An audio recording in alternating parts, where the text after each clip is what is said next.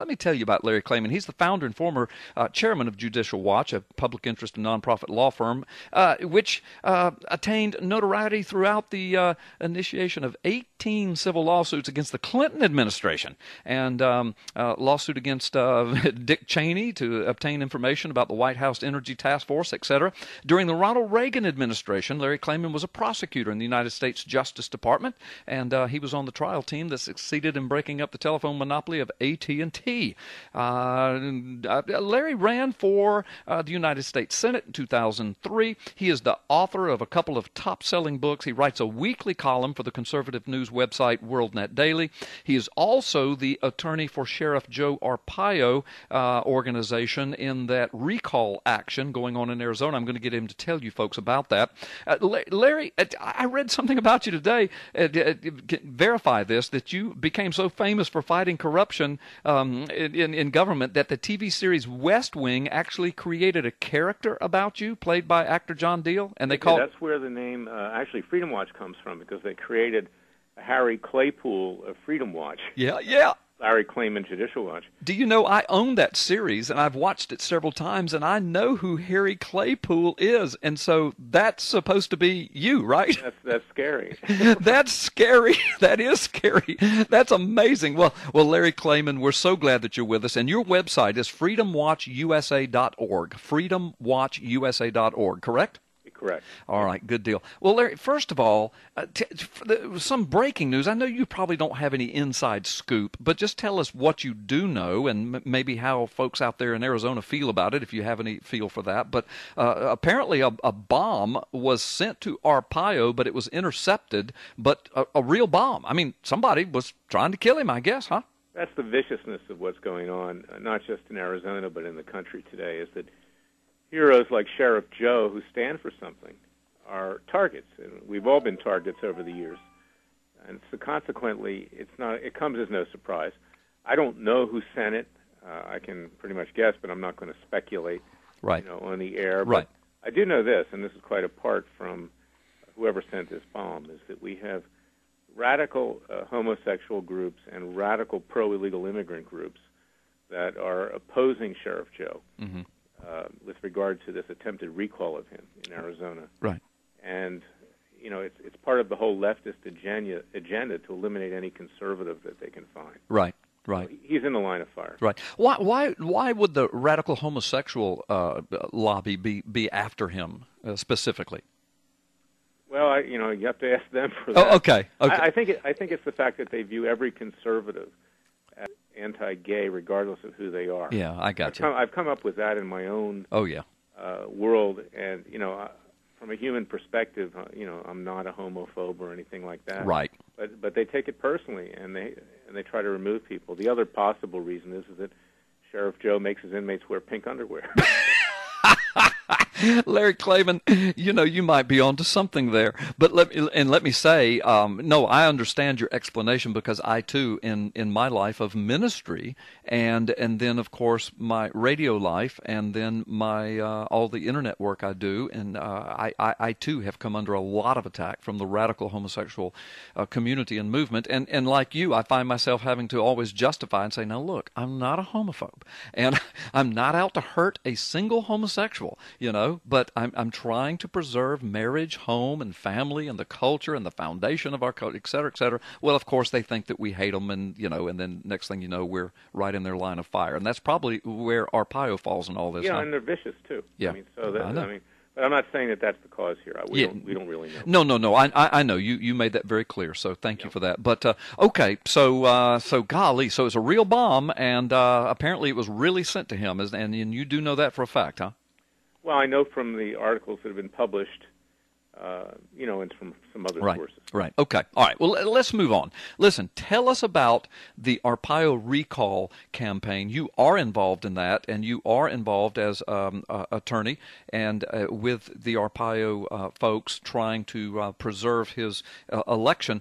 Tell us what that is. It seems insidious to me that a man is duly elected, and within weeks of that election, there's a recall. I mean, is that even legal? How can you recall? I think you could only recall somebody if they did something wrong. It isn't legal, and I represent a group that was put together of people who do support Sheriff Joe, called Citizens to Protect Fair Election Results. You can learn more about that on our website. Okay. On my website, LarryKlayman.com. I took this case in my personal capacity. Okay. Because I believe strongly in trying to prevent this from happening.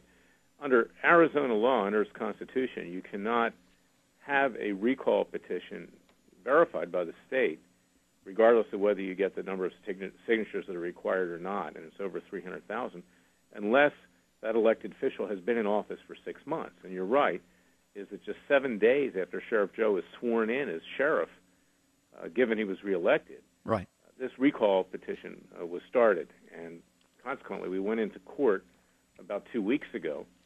We sued various election officials in Arizona, and we sued this radical leftist group called Respect Arizona, which, of course, they disrespect the voters of Arizona because they chose Sheriff Joe. We sued them for misusing the legal system, and we sued the state to have them stop this recall, which is illegal. And when the signatures are presented that Respect Arizona has obtained, they should simply be thrown into the trash because they're void. There's no legal basis for them. Right, right. Now, help me understand. What is the Arizona law? What's the process for recall? I mean, I'm still just bumfuzzled that it even has gone this far, Larry. I can't imagine that a man would be elected and 7 days later there's some sort of a quasi-legal effort at recall. What's Arizona law? Well, particularly given the fact that nothing changed between the date of the election and his swearing in and 7 days. I mean, assuming that you could bring a recall petition earlier than 6 months into the sheriff's term, he didn't do anything different than what he was doing before, which was the reason he was reelected. Right. So it was obviously an effort to try to throw a monkey wrench into his enforcement of the law, and we've alleged that. Right. And it's an effort to harass one of the finest public servants in this country. Yeah. And the precedent of this is terrible because although the recalls can be legitimate under legitimate purposes and circumstances, it's not legitimate here. And if this was permitted, then even the judge who has our case could be recalled for doing nothing. Right. Well, that's where I was going to go next. Where does this end? And not only that, but isn't this really nothing more than the subverting of a lawful election? It is. And it tells you something about where we are today, in this country, is that, on the other side of the coin, and we can talk about this more some other time, I'm sure, this is a big question, is that I don't think we have a republic anymore, with the exception of a few fine public servants like Sheriff Joe, is that most of our representatives either act in a malevolent or negligent way or don't do anything at all. I mean, we've seen that. And, just today we're faced with the prospect of nuclear war with North Korea, and we learned yesterday that, in fact, they do have the capability to have missiles with nuclear tips after everyone's been lying to us, Democrat and Republican, up to this point in time. So it's ironic that the one guy who actually is doing his job and who deserves to be paid by the taxpayer is subject to this kind of harassment when nearly all of Washington, D.C. goes merrily along at taxpayer expense and is either disserving this country or, frankly, doing nothing but, counting their shekels as they go to the bank. That's a wonderful way to put it, Larry, and I would love to have you back on for us to explore that in depth, because I have said many times on this radio program before I ever spoke to you and had you on the air that I do not believe right now that we are living in a constitutional republic. We're living in a banana republic, beginning with the commander-in-chief who has yet to present a lawful identifying document. Well, and not only banana republic, we're living in a dictatorship. Yeah. In effect, I think that Obama is worse than King George III. I think we're in worse shape than we were in 1776 when the colonies were rich and when the biggest complaint was simply the failure to pay taxes. Right. So, or the taxation. But now we've got somebody who's trying to subvert basically all of the tenets of the Founding Fathers. And, of course, he started with defrauding the American people over his natural-born citizenship, of which he is not. Right. And we have an imposter in the White House who's more loyal to foreign countries than he is to our own country. So we brought a lawsuit before the presidential primary back last fall asking the court to allow us to conduct discovery and go to trial on the issue of whether Obama was eligible to be president. And clearly we had a legal right to do that. And the judge up there in Tallahassee, Judge Terry Lewis, who's a liberal leftist Democrat, ironically, he also participated in Gore v. Bush back in 2000. I remember. A famous case. He threw the case out under bogus reasoning, completely bizarre. He didn't want to face the issues. Right. And then we brought another case after the elections, and the same a different judge did the same exact thing. We took an appeal of both.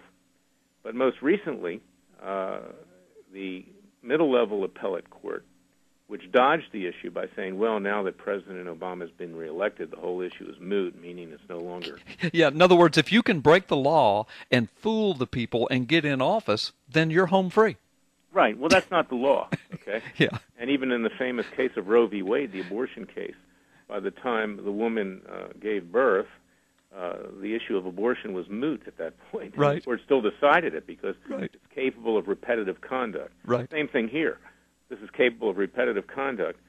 So what's interesting, this week, the Florida Supreme Court, because we took an appeal of the middle-level appellate, the First District Court of Appeal it's called, dodging the issue by saying it's moot, the Florida Supreme Court says, Klayman, file a brief as to why we should not order the appellate courts to do their job and review the decision of the lower courts, suggesting that the issue is not moot.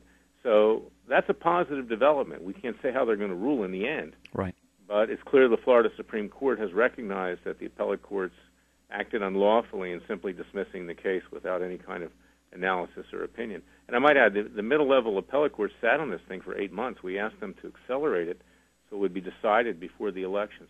And this shows you the corruption in our legal system today, is that these judges are so politicized, they play games with the law, they violate the Florida and U.S. constitutions, and frankly, the American people, much like in 1776, are not having their grievances heard, and it's why we're in a revolutionary state right now. Absolutely. I agree completely. Larry, let me ask you this, and I'm kind of throwing you a softball, but our people want to know, the listeners want to know, why do you think so many judges and so many courts have refused to hear this case when you and I know the details and the facts, and Lieutenant Zullo and Sheriff Arpaio and all these people? I mean, we're privy to exactly what's there, and when all we've been asking for is for a hearing on the merits of the case, and there have been none at federal levels, but then the couple that kind of edged up to it, like Terry Lewis, before it really got to the complete merits of the case, they dismiss it on absurdities. I mean, down the rabbit hole, Alice in Wonderland absurdities, and it really is surreal. Well, you know what the second judge wrote, and his name escapes me right now. I tried to block it from my memory. Too. I know. It was ridiculous. He cited a famous movie. I remember that. About Santa Claus on Broadway. Mm-hmm. And he said, like Santa Claus is Santa Claus. You can't do anything about him. He's Santa Claus. And the president's already the president. And by the way, he appointed my friend, Obama, to a federal court appointment, and he's now sitting in federal court right down the street from me in Tallahassee. Right. Translated, it means, I'm not going to do anything against Obama because I'd like to be appointed a federal judge, too. Yeah. And that's it. They don't want to offend the establishment, Democrat or Republican, because even if you're a Democrat, if you're appointed by a Democrat president, the Republicans can block you from a higher appointment, right, and vice versa. So everybody's in it for themselves. Nobody's in it for the American people. We don't have founding fathers like we had in 1776 who pledged their lives and sacred fortunes and honor to create a new nation. What we have people who are corrupt and who will not stick their neck out and, frankly, are simply running out the clock on what they've created as a dying country. And our country is dying. And that's why if we don't save it, if we don't rise up, and I advocate peacefully in a nonviolent way, and wage revolution, we're going to be losing this country quickly. And, the other thing is, and I know that this is a little far afield, but we've been ignoring these international crises. Look at my WorldNet Daily column that's going to be coming out this evening, worldnetdaily.com. It'll be on my website, too, at freedomwatchusa.org. But But Iran and North Korea, who are working together, now have the capability of annihilating us.